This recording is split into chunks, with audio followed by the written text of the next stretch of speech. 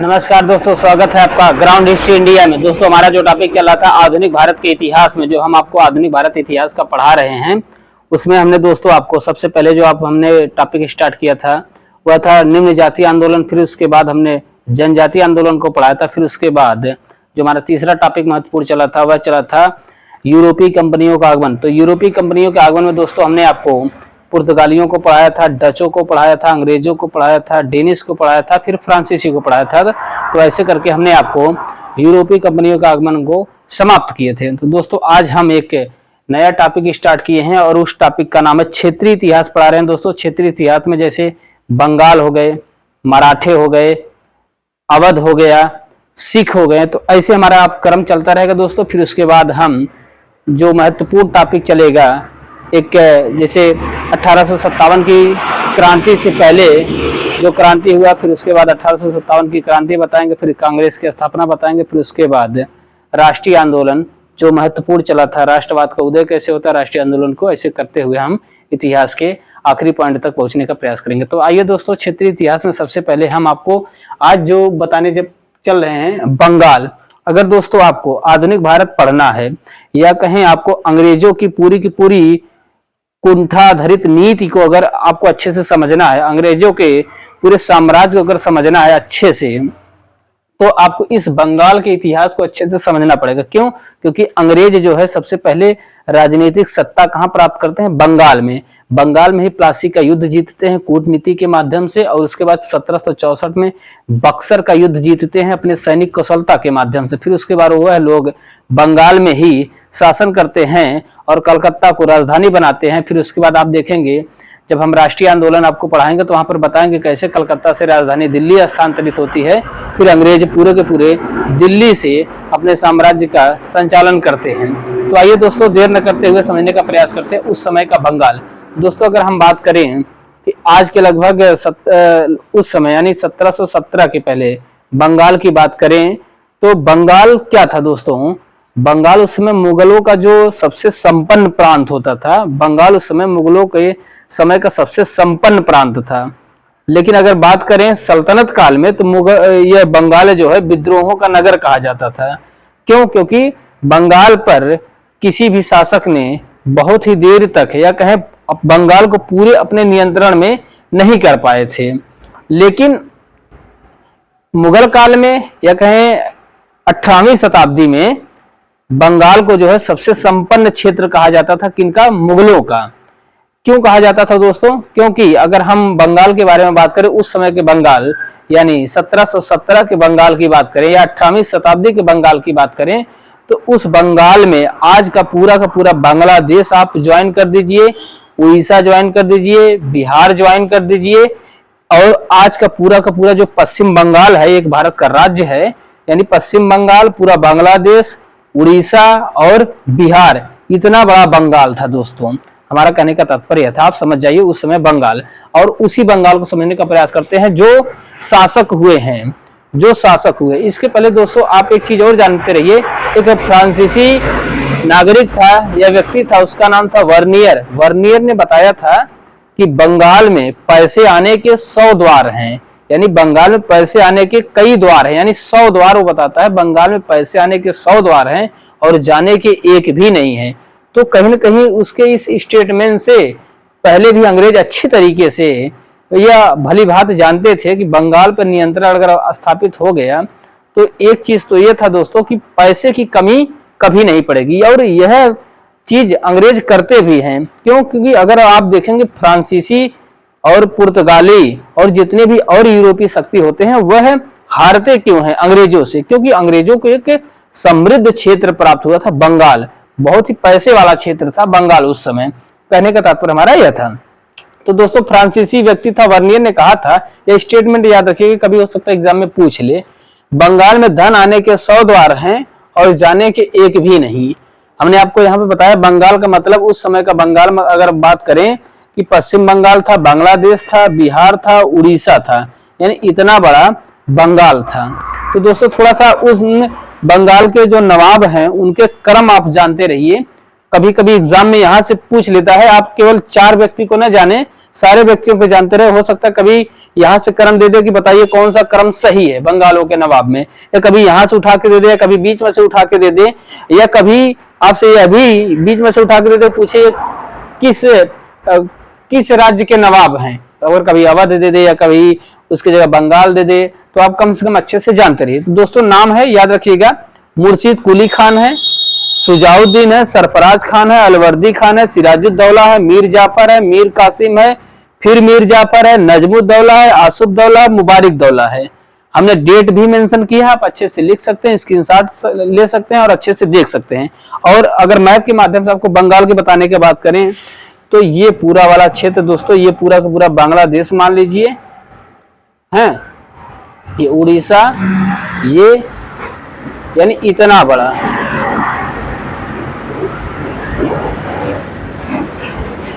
इतना बड़ा बंगाल था दोस्तों उस समय। इसी में पूरा पूरा क्षेत्र है, बांग्लादेश है, पश्चिम बंगाल है, उड़ीसा है, बिहार है, सब इसी में समाहित थे दोस्तों।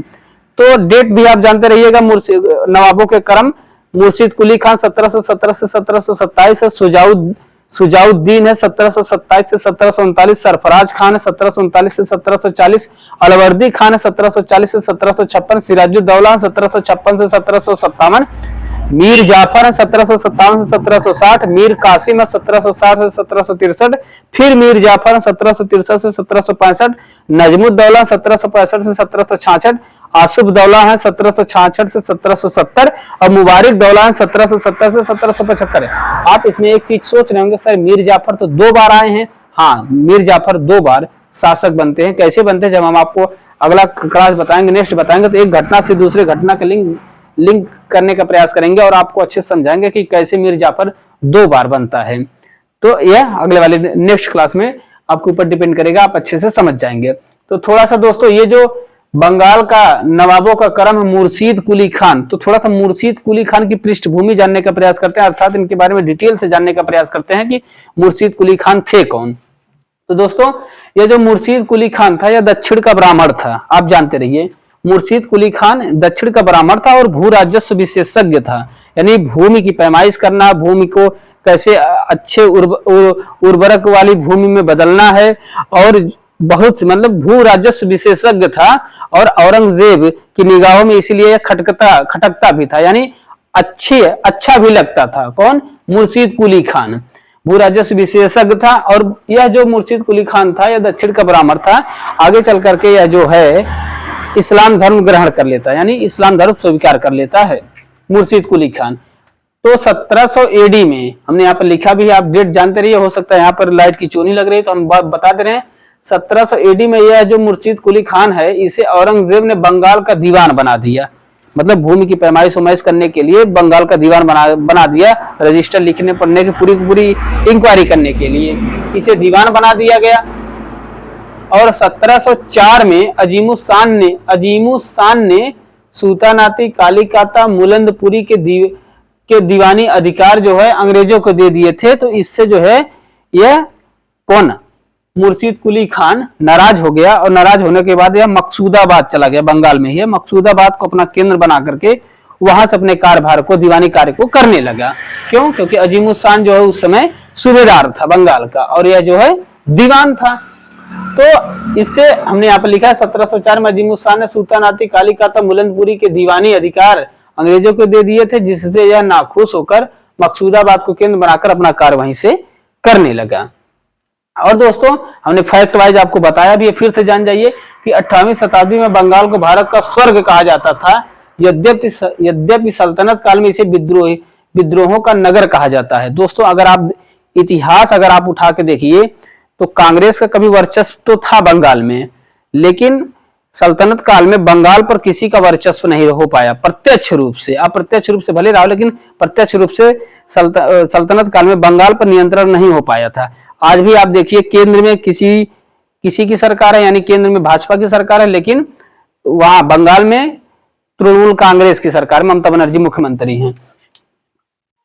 और दोस्तों हमने आपको यहाँ पे फैक्ट वाइज लिखा भी कि 18वीं शताब्दी में बंगाल को भारत का स्वर्ग कहा जाता था, यद्यपि सल्तनत काल में इसे जो है विद्रोहों का नगर कहा जाता था।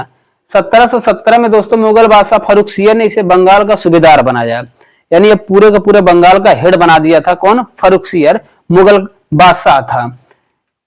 तो इसने जो है इन्हें मुर्शीद कुली खान को 1717 में मुगल बादशाह फर्रुखसियर ने इन्हें बंगाल का सूबेदार बना दिया। और जब बंगाल का सूबेदार इन्हें बनाया तो दोस्तों 1717 में ही इसने बंगाल को स्वतंत्र कर लिया।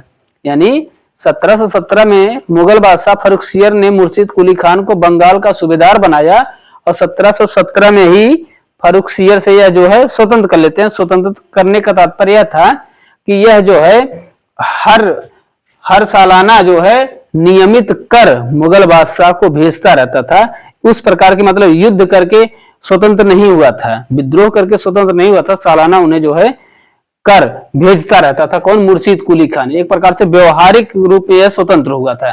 ठीक है दोस्तों, 1700 हमने यहाँ पे लिखा है 1717 में इसने बंगाल को स्वतंत्र करा लिया मुगलों से। यद्यपि वह बंगाल से नियमित कर भेजता रहा। कहां? दिल्ली। हमने यहाँ पर में लिखा है, से हो जाना चाहिए, से। बंगाल से यह नियमित कर भेजता रहा। कहां? दिल्ली वह भेजता रहा। कौन? मुर्शीद कुली खान।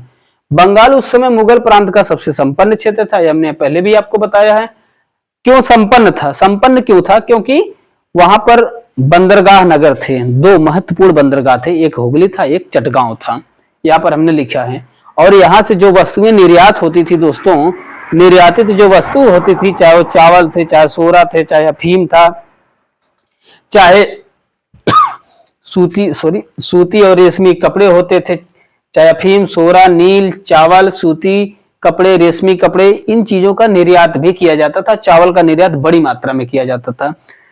और एक डाटा भी मिलता है दोस्तों, बताया जाता है कि कुल निर्यातित वस्तु से 1706 से 1756 तक 6.5 करोड़ की चांदी भारत आई थी।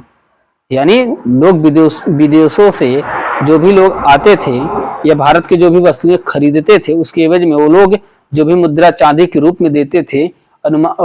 एग्जैक्ट डाटा निकला था कि 6.5 करोड़ की चांदी भारत आई थी। बंगाल से जो निर्यात की जाने वाली वस्तुएं होती थी कि पूरे इस वाले बंगाल से जो भी निर्यात की जाती थी, वस्तुएं बेची जाती थी, वो कौन कौन सी वस्तु बेची जाती थी या निर्यात की जाती थी विदेशों में?